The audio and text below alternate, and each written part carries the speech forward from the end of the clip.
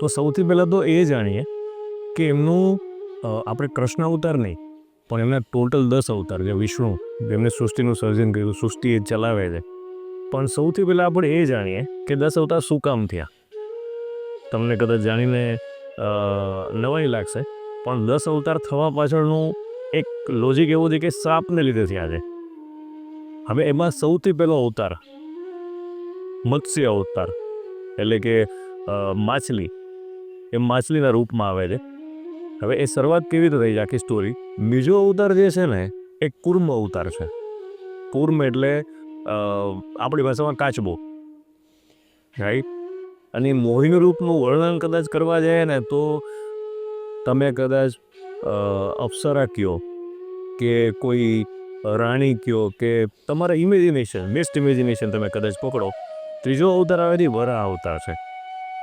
વરાહ અવતાર એટલે એનું કદાચ તમે પિક્ચર ઇમેજિનેશન કરો ને તો સુવર જેવું રૂપ હોય છે એનું, રાઈટ.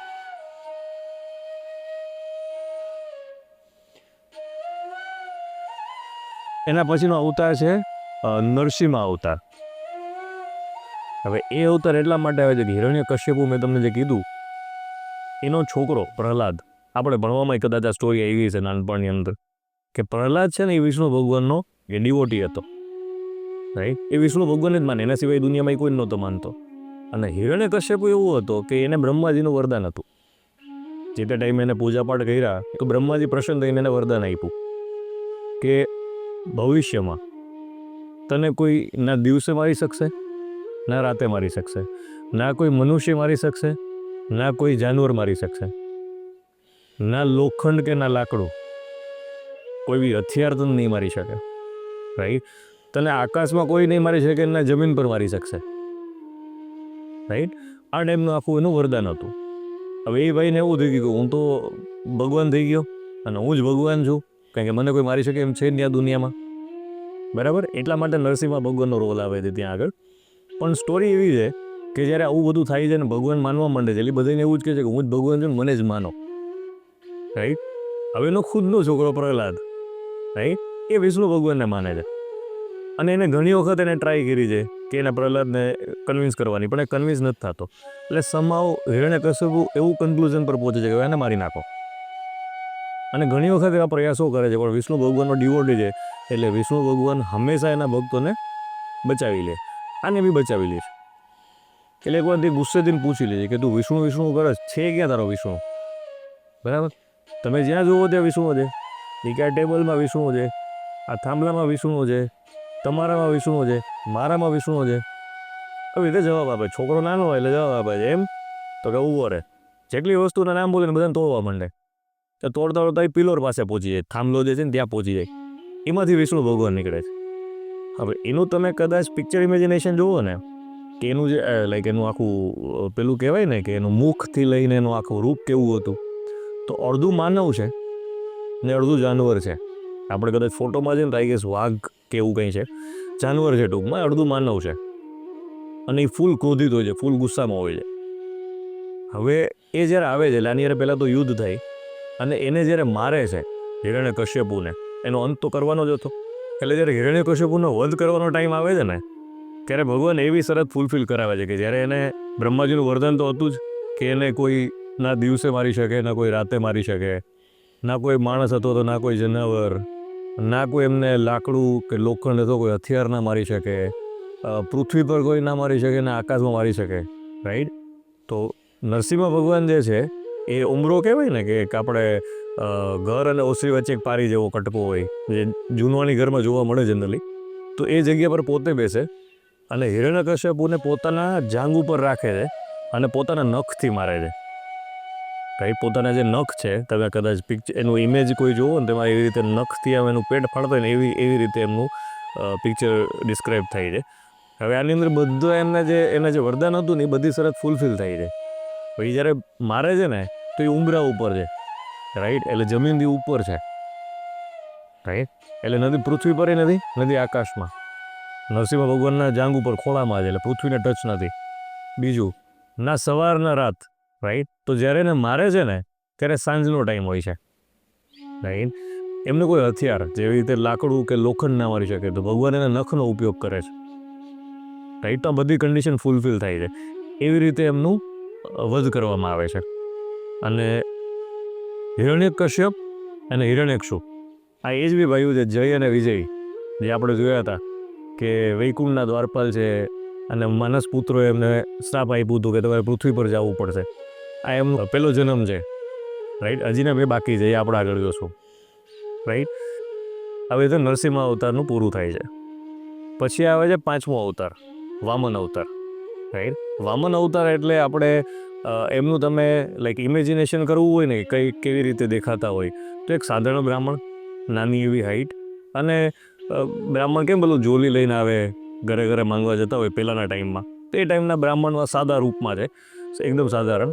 તો એ ટાઈમની સ્ટોરી એવી છે કે રાજા બાલી એ ટાઈમે હતા, અને રાજા બાલીએ કેવું કર્યું હતું કે બધી જગ્યાએ લાઈક ત્રણેય લોક ઉપર એમને પોતાના કબજામાં રાખી લીધું હતું, ત્રણેય લોક.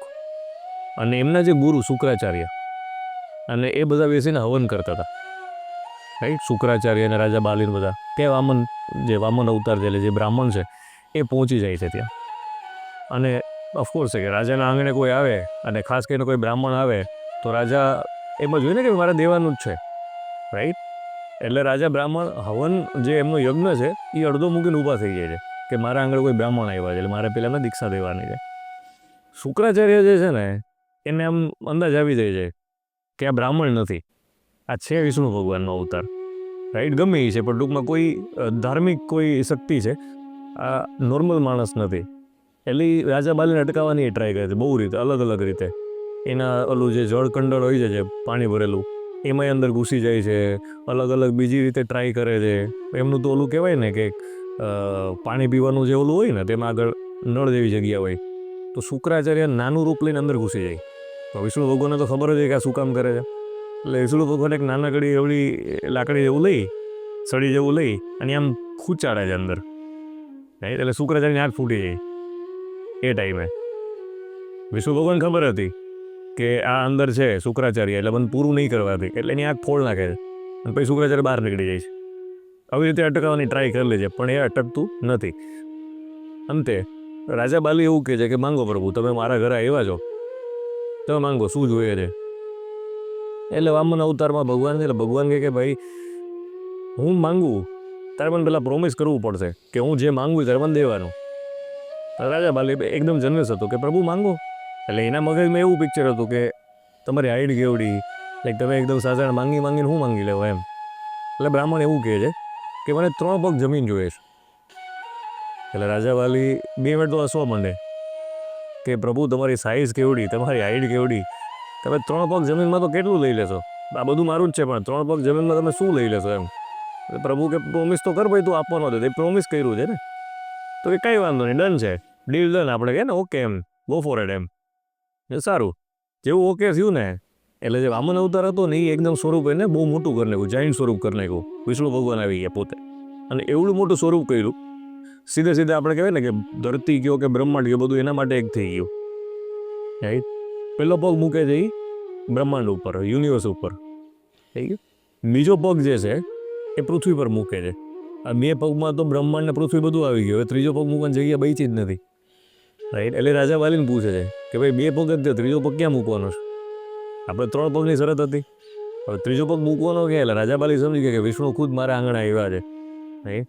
પ્રભુ એક કામ કરો એ કે મારા માથા પર મૂકી દો, રાઈટ. એટલે વિષ્ણુ ભગવાન એના માથા પર પગ મૂકે અને એ સીધે સીધા રાજા બલી જે છે એ પાતાળ લોકમાં જતા રહે છે, જમીન અંદર ભૂગર્ભમાં. પછી એવું બી છે કે પાતાળ લોકના રાજા બને છે. એ અત્યારે ચિરંજીવી બી છે, જે 7 ચિરંજીવી છે એમાંથી રાજા વાલી એક છે એમાંથી, રાઈટ. પણ આવી રીતે એમનું પૃથ્વી, આકાશ, સ્વર્ગ જેટલું બી હતું રાજા વાલી પાસે એ બધું ભગવાને લઈ લીધું 3 પગમાં જ, રાઈટ. એટલે વામન અવતારનો આ કિસ્સો છે, આ સ્ટોરી છે. એના પછી આવે છે 6ઠ્ઠા અવતાર, પરશુરામ. પરશુરામ ખાસ કરીને અત્યારે જેટલા બી બ્રાહ્મણ છે એ જનરલી પરશુરામને વધારે માનતા હોય છે કારણ કે પરશુરામ પોતે બ્રાહ્મણ હતા અને એમના ભગવાન છે.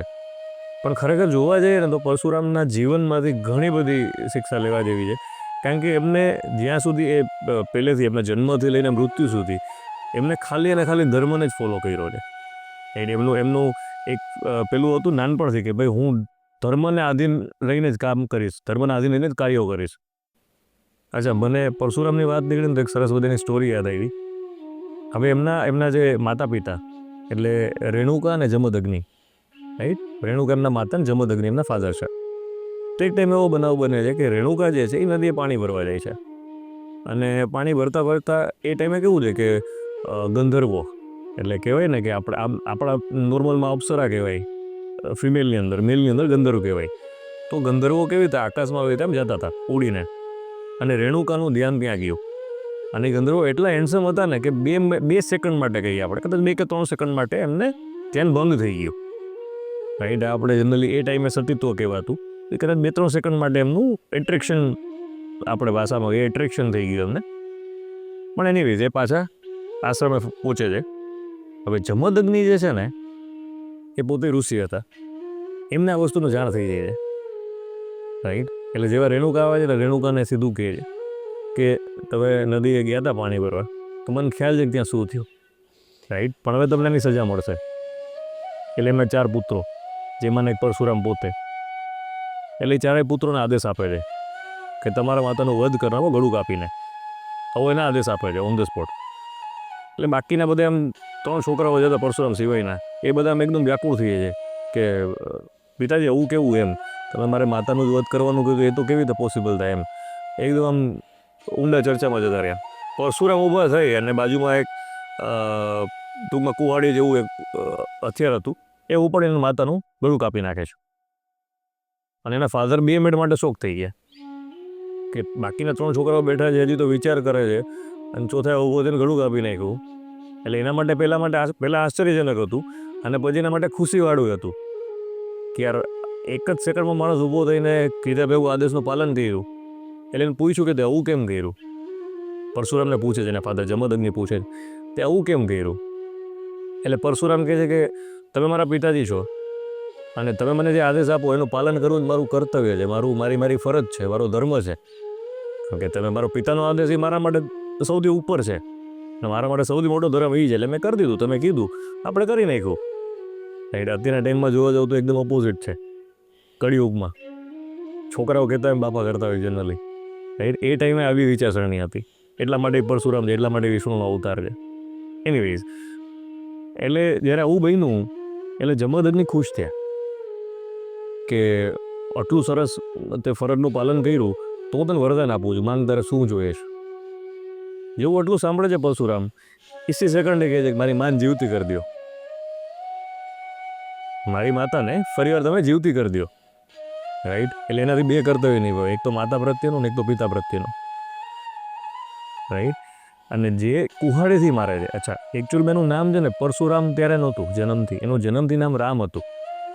પણ જે કુહાડીથી મારે છે, જે હથિયારથી મારે છે, કુહાડી જેવું દેખાય છે, એ પરશુ કહેવાતું. એટલે જ્યારે આ ઇન્સિડન્ટ બન્યો ને એના પછી એને પરશુરામ કહેવાના. એ જનરલી કદાચ ઘણા બધા બ્રાહ્મણોના સ્ટોરી ખબર હશે, પણ ત્યારથી એ પરશુરામ કહેવાના. રાઈટ, હવે એ ટાઈમમાં એક બીજી એક સ્ટોરી એવી છે કે એક રાજા હતો ત્યાંનો, ક્ષત્રિય રાજા. એ જમદગ્નિ એટલે જે પરશુરામના જે ફાધર છે, પરશુરામના ઘરે છે ને એકચ્યુઅલમાં કામધેનુ ગાય હતી. જે આપણે વાત કરી ને કે સમુદ્ર મંથન થયું ત્યાંથી કામધેનુ ગાય નીકળી, તો હજારો ગાયો ત્યાંથી હતી. અને એમાંની એક ગઈ કામધેનુ જે પરશુરામના ઘરે હતી. અને ત્યાંનો ક્ષત્રિય રાજા જે હતો ને એમના કામધેનુ ગાય જોતી હતી, પણ જમદગ્નિએ ના પાડતી હતી કે હું આ ગાય નહીં આપું. કારણ કે એ ટાઈમે ગાય એટલે આપણા માટે અત્યારે બી એવું છે ને કે ગાય એટલે આપણા માતા, એમ આપણે અત્યારે બી તમે કોઈ બી જગ્યાએ જુઓ તો ઘણી બધી રસમો રિવાજની અંદર ગાયોની પૂજા થાય છે. રાઈટ, તો એ ટાઈમે એના માટે વધારે વાલું હતું કે હું આ નહીં આપું, કંઈ બી થઈ જાય. અને ક્ષત્રિય જે રાજા હતો એ ટાઈમે એ આના પર હુમલો કરી દીધો, એના આશ્રમ પર. આખો આશ્રમ તોડી ફોડી નાખે છે, વાડી નાખે છે, અને જમદગ્નિનું વધ થઈ જાય છે, મરી જાય છે. રાઈટ, આ જોઈને એની માતા છે રેણુકા, ત્યારે પરશુરામ ઘરે નહોતા, આ ઇન્સિડન્ટ બન્યો ને ત્યારે. એટલે જે રેણુકા છે એના માતા છે એ 21 વખત છાતી કૂટે છે. રાઈટ, આપણે કહે ને કે કોઈ ગુજરી ગયા પછી છાતી કૂટે, એ 21 વખત છાતી કૂટે છે. એટલે પરશુરામને ખબર પડે છે આખો ઇન્સિડન્ટ જ્યારે પહોંચે છે ત્યારે કે આવું બન્યું છે ને આ થયું છે. અને એકદમ ક્રોધમાં એકદમ ગુસ્સામાં હતા. એટલે ત્યારે ને ત્યારે એવો નિયમ કરે છે, નિયમ લે છે વચન લે છે કે હું 21 વખત આ પૃથ્વી પર અધર્મી અને અહંકારી ક્ષત્રિયોને હરાવીશ અને કાઢીશ, પૃથ્વીની બહાર કાઢી મૂકીશ એમ, રાઈટ. એટલે એ ત્યારથી એવો નિયમ કરે છે. અને ખરેખરમાં પરશુરામ 21 વખત કે જે અધર્મી અહંકારી ક્ષત્રિયો હતા, સારા નહીં પણ જે અધર્મી હતા, 21 વખત એ લોકોને હરાવે છે, રાઈટ. અને એનો ગુસ્સો જેવો શાંત થાય છે પછી એક પર્વત પર જઈ અને ત્યાં મહેન્દ્રગીરી પર્વત છે, મહેન્દ્રગીરી પર્વત પર જઈને પોતે તપસ્યામાં બેસી જાય છે, રાઈટ. એનું આગળ એવું પણ આવે છે, ચિરંજીવી તો છે જ ઓફકોર્સ. એના બીજા કિસ્સાઓ એવા બી છે કે એમને તમે જોવા જાઓ ને તો આપણે લાસ્ટ પોડકાસ્ટમાં બી એક વાત કરી હતી કે ભીષ્મ પિતામહ, કર્ણ, દ્રોણાચાર્ય આ બધાની એમને વિદ્યા શીખવાડેલી છે, રાઈટ. જ્યારે કર્ણનો એપિસોડ આપણે કર્યો હતો તો આ બધાને એમને વિદ્યા શીખવાડેલી છે, રાઈટ. તો આ છે પરશુરામ.